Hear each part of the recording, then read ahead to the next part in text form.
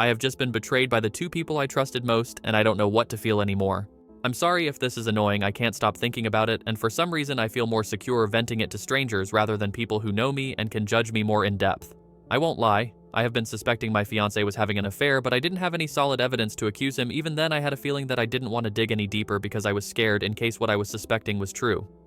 12 days ago I came home from visiting my mom's and I headed upstairs to wake my fiancé as he had a habit of sleeping in way past 2 p.m. and then complained that I didn't wake him. I open the door and all I see is my practically naked sister rushing to try and get out of a lingerie bodysuit that belonged to me. I don't know how to explain it, but my mind just went blank. Like whatever I was thinking about beforehand suddenly disappeared. You know when you stand up to fast and your head just gets a little dizzy?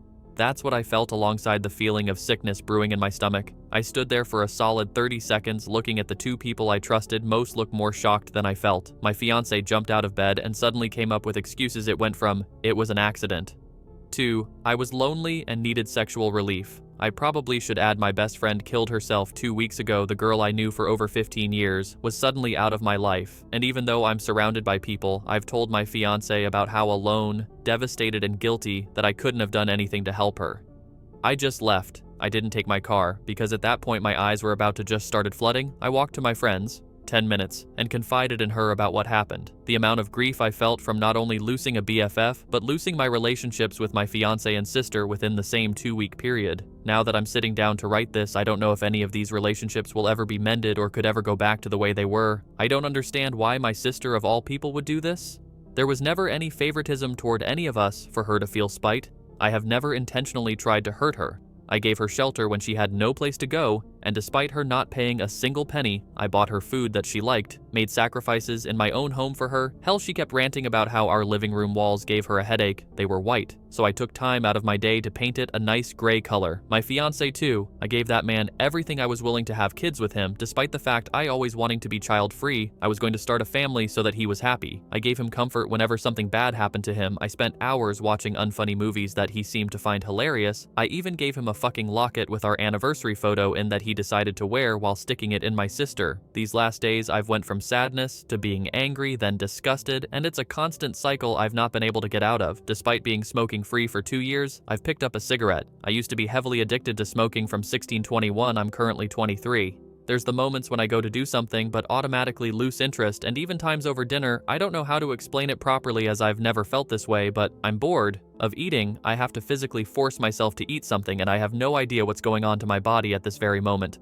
For some reason it feels as if I've went into hibernation. I sleep almost 17 hours a day now, and even for the rest of those hours I'm still tired and force myself to stay awake. Both of them asked to meet up on Wednesday. My sister's exact message was, "Hey, I know you probably don't want to hear from me right now, but can you meet me and fiancé? We want to talk and we want you to properly hear us out. The situation you found us in was not the most ideal situation to put you in a good headspace to talk about it right there and then. Please let us explain. I love you and you're my sister and I don't want to lose you, please." I think it's too late. It was too late from whenever this affair started, or even when you started getting sexual desires for my fiancé. I miss my sister, but according to what I saw, the sister I miss and whoever my sister is now are not the same person. I haven't talked to anyone yet except the one friend I'm currently staying with at the moment. I'm scared I'll be seen as a failure of a future wife, but now I don't even think I want to be a wife anymore. But I guess I'd rather share to strangers than people who know me personally. I apologize again. Hi. Me again, I'm back and editing the post. At first I was just going to dump this vent to get it out of my mind, but I want to say thank you for everyone's advice. I guess this counts as a small update.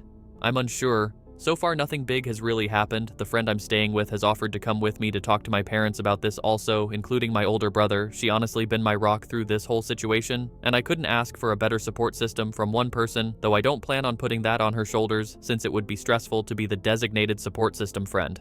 I'm currently looking into therapy for both my grief and the affair. I'm not well versed legal-wise, so I'm currently in the process of looking for a lawyer just so legally I know I'm in the clear in case there would be a loophole somewhere. I did contact my sister and another copy-pasted message. I replied, "I don't plan on meeting with you on Wednesday. I'll talk to you when I'm ready, and whether it be tomorrow or years from now. It doesn't matter, you both owe me my own time to heal after the two people I've trusted most went behind my back, betrayed my trust all under my roof that you both lived rent-free under. Bye."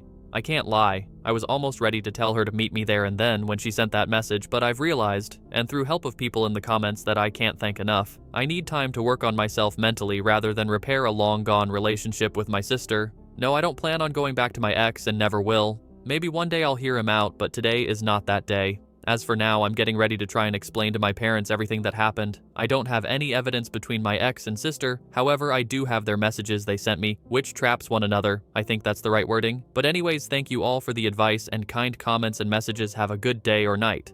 Update. January 16th, 2024, 1 year and 1 month later. Hi Reddit, me again. I honestly forgot about this account until the friend I was staying with, I'll just name her Alice, sent me a TikTok where one of those AI voices reads a Reddit post and you'd never guess whose post it was reading. Mine, lol. I wanted to log back on as I wanted to thank the people who showed me more kindness than people I was supposed to trust, and also the people who seemed interested in my life. Can't blame them. When I read something that has some drama, I do also become invested. I'll start with myself. I got myself into therapy and began taking care of myself and myself only. Entering my relationship with my ex, I hadn't noticed how much time I spent taking care of him and neglecting myself and my needs. It was one of those relationships that you didn't notice the faults until you leave and become a sort of specter of what the relationship actually was. I think part of me was so invested in believing he was a good guy because how past relationships had hurt me before that I tried very hard to hold on to the idea that I had finally found someone who was different. Loving the wrong person can lead to devastating consequences, and I just happened to do that exact thing. Whenever I had seen stories before about people staying with their cheating partner, I was so quick to criticize how stupid that would be and thought, what did you expect when they cheat again? But now that I've been through that, it was eye-opening. It's not easy to just up and leave behind someone you had invested so much love, time, and effort into. Yes, you can lose all love for that person in seconds, but you never lose the feeling of the love you felt before, if that makes sense. After I found out, I did want to try and work it out for many reasons, but through the help of my therapist, she helped me realize that I wanted to stay because after my best friend's death, he was the only thing that felt familiar in the moment. Everyone is growing up and moving away in my life. I was in a position that I felt so alone. But to expect people not to change is to not allow growth. They moved out of my house and I moved back in. I won't lie, it was lonely. I was so used to other voices in my home that it felt empty. But an empty room is open to hundreds of ideas, in my opinion. I redecorated with the help of friends and some family, and even though I had lost 2 people thanks to them, I was able to make memories that I'll cherish. I won't try and cover up that before I got therapy. I was indeed a wreck. I was just so tired of disappointment from my ex that the cheating was the final blow that knocked me back into reality. My sister's betrayal hurt way worse because we share the same parents. We used to share bunk beds, and without my knowledge shared the same partner, but I owe them a thanks for allowing me to remove people who clearly had no good intentions. I will always love my sister even though I don't want to, but sometimes there are strings attached to people that just can't be cut, and she is one of them. I'll never welcome her into my home again, but I'll answer the phone if she was at her lowest. Even though she was a snake in my garden doesn't mean she's not my sister. She did try to call a couple of weeks after she had moved out, and at first I was angry at her. I honestly just wanted to hit her with everything I had, but when I answered and heard her voice, I just felt sorry for her. Everyone in my family knew how terrible she was, and just for some pleasure she ruined the last relationship that was trying to help her. I just think she's a very self-destructive person that will never learn. They were constantly staying at different friends' houses because they couldn't afford to rent anywhere. My sister is apparently cheating on my ex with random people, and none of them are able to hold down a job. I would say karma, but it's just sad. My ex traded someone who became a pushover for him, who gave him everything she could for someone who couldn't give a shit about him. I wish them well. I deserve better than that, and I just hope one day they grow up and begin to become better people than who they are right now. My family no longer talk to my sister, so she's on her own. Some things I hear about her reminds me of just a confused child.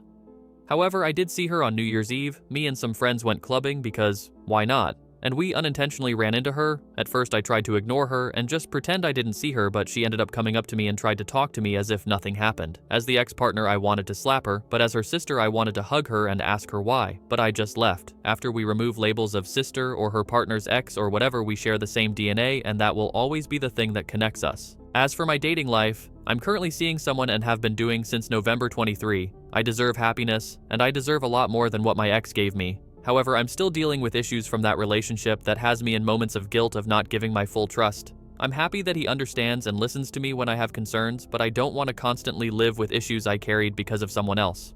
We're taking it slow, and he always reassures me he's a good guy, and I'm happy he's in my life. I will find my peace with the situation eventually, but I'll have to work to get to that point, and that's okay. Sorry for the whole ramble, but this is still sort of a vent post. I have a lot of mixed emotions that I haven't been able to untangle. Thank you to everyone who listened, reached out, and gave advice. I appreciate that so much, and I hope everyone had a good new year.